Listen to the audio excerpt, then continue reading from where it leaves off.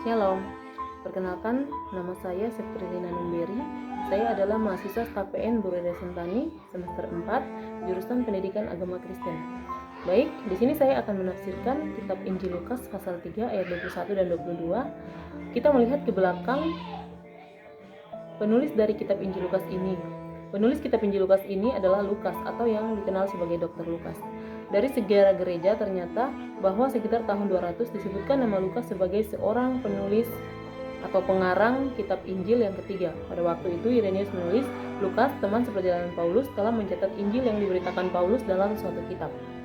Lukas ini seorang dokter mengarangnya setelah Kristus naik ke sorga, ketika Paulus membawa serta dia sebagai teman seperjalanannya atas tanggung jawabnya sendiri, tetapi sesuai dengan pandangan Paulus bahwa ia sendiri tak pernah melihat Yesus secara badani, tetapi dalam penyelidikannya telah sejauh mungkin ia mengusuk ke belakang dan memulai menceritakan lahirnya Yohanes Pembaptis.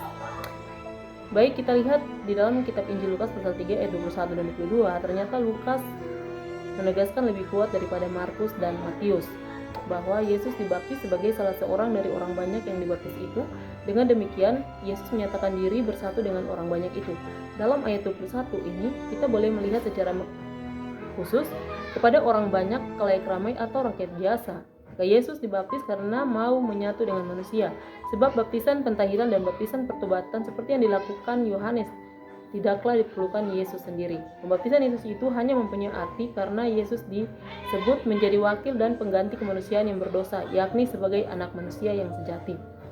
Demikian dijelaskan mengapa Lukas hanya memberitahukan bahwa Yesus dibaptis, tetapi nama sungai Yordan ataupun nama Yohanes tidak disebutkan. Di dalam ayat 21 dan 22 disusun sebagai berikut, terjadilah pada suatu hari ketika banyak orang dibaptis dan ketika Yesus dibaptis juga, pada waktu ia berdoa, bahwa terbukalah langit dan turunlah Roh Kudus ke atasnya dan kedengaranlah suara dari langit dan seterusnya. Apa yang terutama hendak dikemukakan Lukas di dalam ayat ini dapat disimpulkan dengan dua hal. Yang pertama, bahwa pada hari itu roh turun atas Yesus, dan kedua, bahwa suatu suara terdengar mengucapkan perkataan seperti yang terdapat dalam ayat 22. Kita akan melihat kedua hal itu lebih lanjut. Pertama, harus dicatat bahwa roh itu tidak turun ketika Yesus dibaptis. Perhatikan apa yang dikatakan berhubungan dengan pasal 3 ayat 15 hingga ayat 17 mengenai perbedaan antara pembaptisan yang dilakukan Yohanes dan pembaptisan yang kemudian disebut pembaptisan demi nama Yesus. Pembaptisan yang dilakukan Yohanes itu tidak ada hubungannya dengan penerimaan roh. Roh itu barulah turun kemudian, yaitu ketika Yesus berdoa. Roh itu turun ke atasnya dalam ayat 22 dalam rupa burung merpati atau dalam bentuk yang kelihatan seperti badan seekor merpati.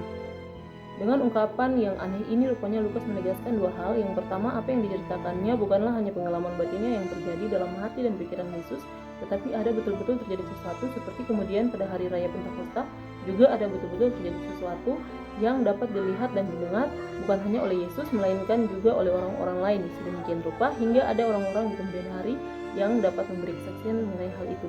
Kemudian kita dapat menarik kesimpulan bahwa apa yang hendak dikemukakan Lukas dalam ayat-ayat ini bukanlah sebenarnya kenyataan bahwa Yesus dibaptis oleh Yohanes, tetapi kenyataan bahwa Yesus sebelum ia tampil bekerja dan mengajar di depan umum diperlengkapi dengan Roh Kudus supaya ia sanggup memenuhi tugasnya. Di samping turunnya roh, bagian yang penting dari nas-nas ini ialah apa yang dikatakan oleh suara surgawi, yakni engkaulah anakku. Kata anak dalam bahasa aslinya disertai oleh kata kepunyaan orang kesatu atau tunggal. Bagian kedua dari ayat 22 ini mengandung suatu kesulitan yang sudah banyak dibicarakan. Sebab menurut suatu naskah tua yang penting, bagian kedua itu berbunyi sebagai berikut. Telah kuperanakan engkau pada hari ini.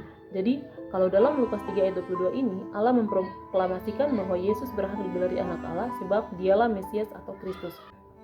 Kemudian kita dapat menarik kesimpulan bahwa apa yang hendak dikemukakan Lukas dalam ayat-ayat ini bukanlah sebenarnya kenyataan bahwa Yesus dibaptis oleh Yohanes, tetapi kenyataannya bahwa Yesus sebelum ia tampil bekerja dan mengajar di depan umum diperlengkapi dengan Roh Kudus supaya ia sanggup memenuhi tugasnya.